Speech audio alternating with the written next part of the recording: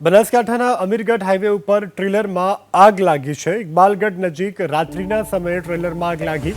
આગની ઘટનામાં કોઈ જાનહાનિના સમાચાર નથી, પરંતુ એકાએક જ ટ્રેલરમાં આગ લાગતાની સાથે અફરાતફરીનો માહોલ।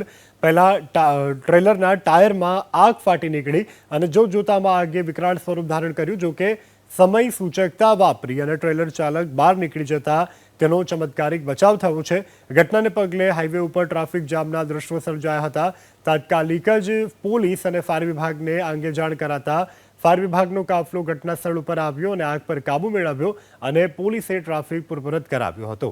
આ ઘટનામાં કોઈ જાનહાનિના સમાચાર નથી પ્રાપ્ત થયા, પરંતુ આગ કઈ રીતે લાગી તે કારણ પણ હજુ સુધી સામે નથી આવ્યું।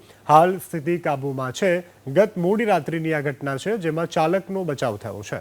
બનાસકાંઠાના અમીરગઢ હાઈવે ઉપર ટ્રેલરમાં આગ લાગી છે। ઇકબાલગઢ નજીક રાત્રિના સમયે ટ્રેલરમાં આગ લાગી। આગની ઘટનામાં કોઈ જાનહાનિના સમાચાર નથી, પરંતુ એકાએક જ ટ્રેલરમાં આગ લાગતાની સાથે અફરાતફરીનો માહોલ।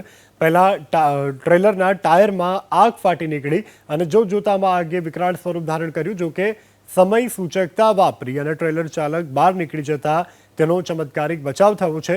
ઘટનાને પગલે હાઈવે ઉપર ટ્રાફિક જામના દ્રશ્યો સર્જાયા હતા।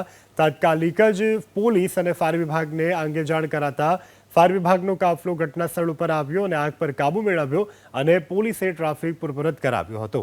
આ ઘટનામાં કોઈ જાનહાનિના સમાચાર નથી પ્રાપ્ત થયા, પરંતુ આગ કઈ રીતે લાગી તે કારણ પણ હજુ સુધી સામે નથી આવ્યું। હાલ સ્થિતિ કાબૂમાં છે। ગત મોડી રાત્રિની આ ઘટના છે, જેમાં ચાલકનો બચાવ થયો છે।